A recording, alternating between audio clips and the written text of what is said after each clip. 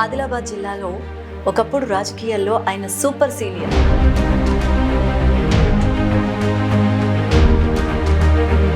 ఎంతో మందికి రాజకీయాల్లో ఓనమాలు దిద్దించిన రాజకీయ గురువు.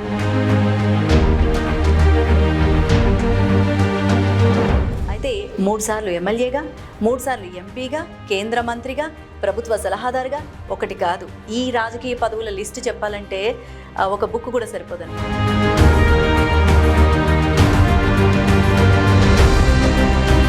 సీనియర్ నాయకులు సముద్రాల వేణుగోపాలాచారి గారు.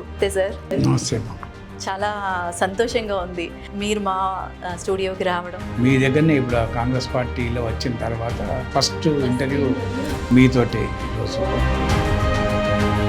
అసలు పేరు చెప్పమని అంటే హిందువు అనేసరికి చంపేసే ఉగ్రవాదులకు, టెర్రరిస్టులకు అక్కడ పాకిస్తాను షెల్టర్ ఇవ్వటము. అంటే భారత్తో యుద్ధానికి భయపడి వీళ్ళంతా దాక్కుంటున్నారని చెప్పేసి ఒక టాక్ ఉంది. ఆయన పదవి కంటిన్యూ చేసుకోవాలని ఒక ఆలోచన రావటం వల్ల ఇటువంటి నిర్ణయం తీసుకున్నట్టు తోస్తుంది. ఈ సమయంలో పీఓకేని కనుక మనం చేజెక్కించుకుంటే ఇంకా నెక్స్ట్ అది కూడా మనం ఆక్రమించుకోండి, మనం ఆక్రమించగాడు మనం తీసుకోండి. డబ్బులు ఇస్తే రాళ్ళు వెంట రాళ్ళు వేస్తుండ్రి, బాంబు అంటే బాంబు వేస్తుండ్రి. అటువంటి పరిస్థితి నుంచి కొంచెం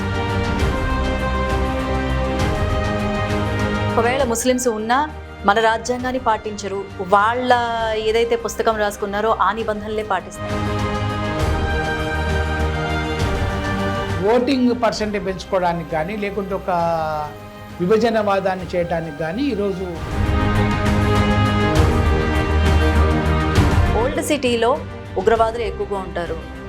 సో ఆ ఓల్డ్ సిటీ మీద రకరకాల వార్తలు వస్తాయి. ఇక్కడ ఉంటున్న వారు, వ్యాపారం చేసిన వారు టెర్రరిస్టులకు మద్దతు ఇస్తున్నట్టు ఇన్ఫర్మేషన్ ఉంది. మనకు తెలుగు వచ్చినా చెల్తేకే అంటాడు, వాడు చెల్తే అంటాడు.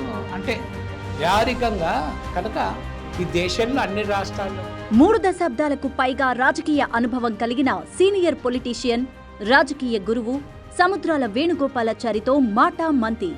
మీ వాయిస్